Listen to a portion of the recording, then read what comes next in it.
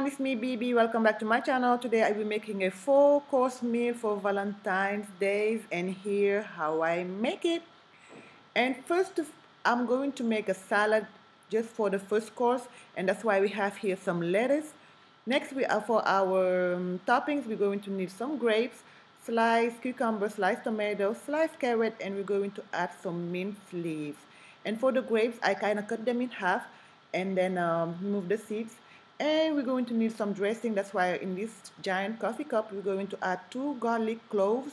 Next, we're going to add some lime juice and just a little bit of lime juice. Third, we're going to add some jimbo. Next, after that, we're going to add some little bit of olive oil. And after that, we're going to add some ginger. Last but not least, we're going to add some pancake syrup. You can use some honey if you want, but I prefer pancake syrup. And mix everything together, and this is our own little dressing. Hope you guys enjoy. Next, for our second course, we're going to make some Nems, which means egg rolls, and we're going to make some chicken and shrimps egg roll. That's why here we have a large chicken breast that we're going to steam with a little bit of water and some salt. And you want to steam it at a low heat for about 30 minutes. Make sure the chicken breast is cooked all the way through before you get it out the pot and start chopping it.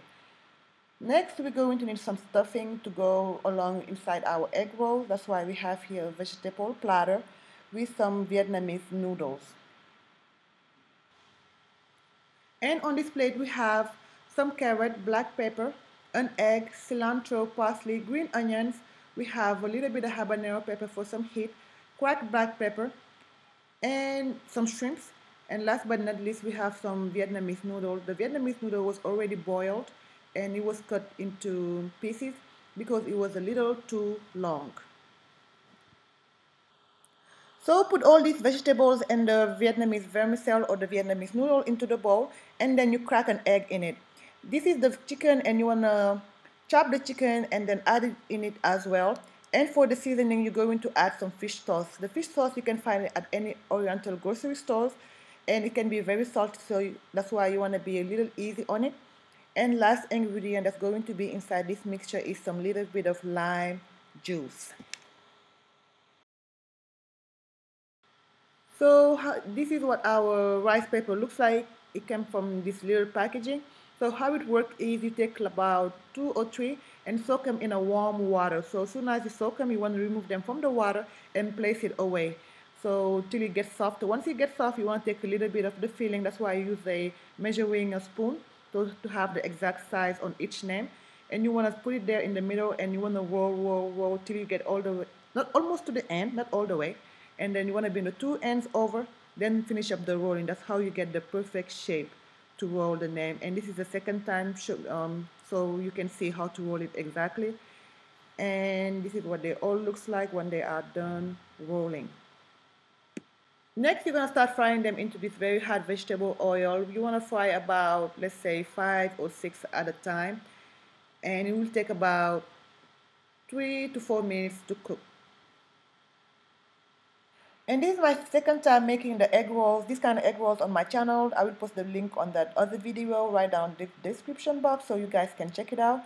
And this one is chicken and shrimp, and the other video was made with ground beef. And this is what our name looks like. For the dipping sauce, I used this fish sauce that we seasoned the name with, and I diluted it with a little bit of water just to cut out the salt a little bit. So for the third course, we have some nice steak rounds here. So what we're going to do is we have some pineapple slices, and it was into slices. That's why I had to cut them. Use the manual food processor and chop them a little bit so it can be smaller. Before we add the pineapple on the steak, you want to take a fork and stab them around so the pineapple can penetrate all the way.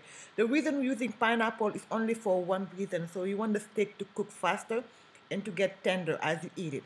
So you're gonna marinate the pineapple for at least 1 hour. Then you remove the pineapple. You don't want it to have no pineapple whatsoever. You can go back there and wash it. Then once you're done with all that, that's when you're gonna come and start frying it.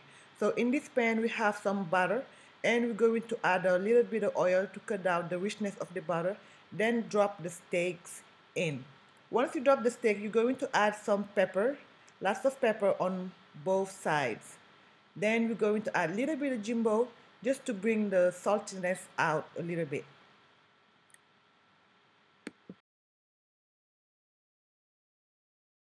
So it took about, I'll say, 10 to 12 minutes to cook this entire steak. What I was doing was just to flip the steaks back and forth, back and forth. Because at the end, I wanted to be like in between a medium well and a well done. I didn't want to just right there in the middle. So that's why I was doing all of these. And I did achieve those results. It turned out amazing. And next we're going to need some kind of sauce. Okay, before we get to the sauce, once you remove the steak from the pan, you don't want to cut it right away. If not, the juice is gonna be flowing everywhere, and it's going to make your steak real dry. So you wanna let it sit there for a good 10 minutes before you cut into the steak. And next we're going to make a gravy for our steak, and that's why we have here some flour, and we're going to add some butter. And I make sure to use the same fat that was left inside our steak to make this gravy. And once everything is well combined, like probably like 5 minutes later, just when you want to come and add some water and some jimbo and some pepper. And next for our sides too, we're going to add some potatoes. And these potatoes, they are very, very tiny. We're going to boil them. They will not take long at all to cook. And in this pan, we have some butter again. And we're going to add some more, little bit more olive oil. And once the potatoes were done boiling, you're going to split them in half and then start pan frying them in this pan. Make sure they are all brown, and you can add some seasonings like lots of pepper and some jumbo. And the last thing you want to do is add some parsley. And this is what our steak looks like. It looks very, very yummy. And the potatoes looks amazing too. As you can see, you can still see the greenness of the parsley in it. And last but not least, we're going to drizzle our gravy on top of it. Okay, so for our fourth and last course, we're going to make a dessert, and it's going to be the chocolate dessert, because what is Valentine's Day like without some chocolate? That's why we have here some stick of butter, and we're going to add some chocolate. And you want to make sure you melt everything inside the bain-marie, and there's some boiling water below it. While it's melting on the other bowl, we have here 3 eggs. We just cracked 3 eggs. Then we're going to add a little bit of salt with a few splashes of vanilla extract. We're going to add a little bit of sugar because the chocolate is very sweet. Then we're going to add some little bit of flour because you don't want this dessert to be heavy.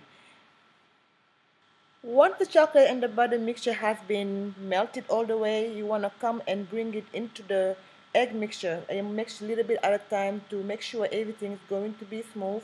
Then you're going to bake this into this little tiny ramekin just to make everything cute and fancy. You know, it's Valentine's Day. And when you bake it, before you drop the butter in there, make sure it's greased and flour so when it comes out from the oven, it's not going to stick.